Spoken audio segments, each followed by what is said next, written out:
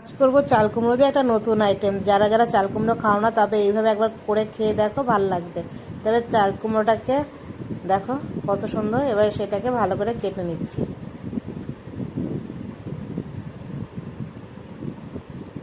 এরকম পাতলা পাতলা করে কেটে নিতে হবে। এই দেখো এরকম মাঝখান থেকে কি সুন্দর এরকম ফাঁকা করে নেবে, তাহলে এতে পুর ভরতে খুব ভালো হবে। তো চলো পুরে কি কি লাগছে। 1 চামচ কালো সর্ষে, 1 চামচ সাদা সর্ষে, আর 3 টুকরো নারকেল। এগুলোকে সুন্দর করে বেটে নেবো, আর কাঁচা লঙ্কার সঙ্গে। তারপর এই চাল কুমড়োর ভিতরে চিনি দেবো একটুখানি, নুন,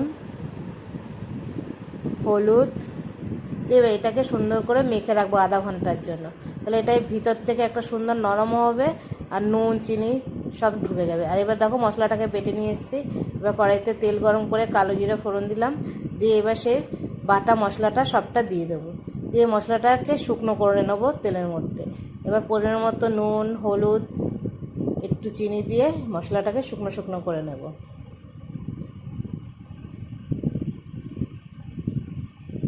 ব্যাস দেখো শুকনো শুকনো হয়ে গেছে। এবার এর মধ্যে কুচানো ধনেপাতা দিয়ে দেবো, দিয়ে এটাকে আরেকটুখানি তেলের মধ্যে নেড়ে নেব।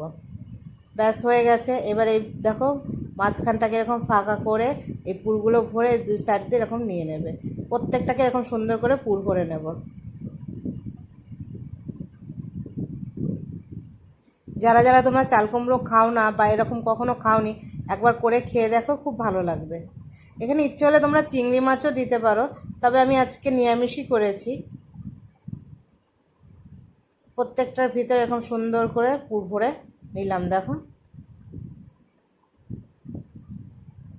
এবার একটা বাটিতে 2 চামচ বেসন, 2 চামচ চালের গুঁড়ো, স্বাদ মতো নুন, পরিমাণ মতো হলুদ,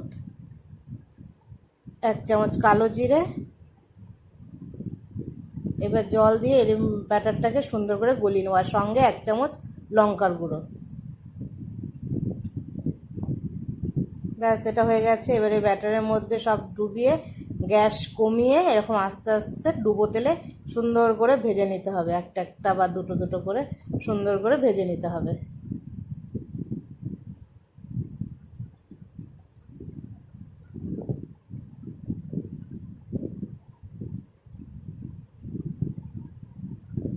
দেখো আমার ভাজাগুলো হয়ে গেছে। দেখো কেমন হয়েছে জানাবে। যদি ভালো লাগে এই ভিডিওটা তাহলে একটা লাইক কমেন্ট করে দেবে।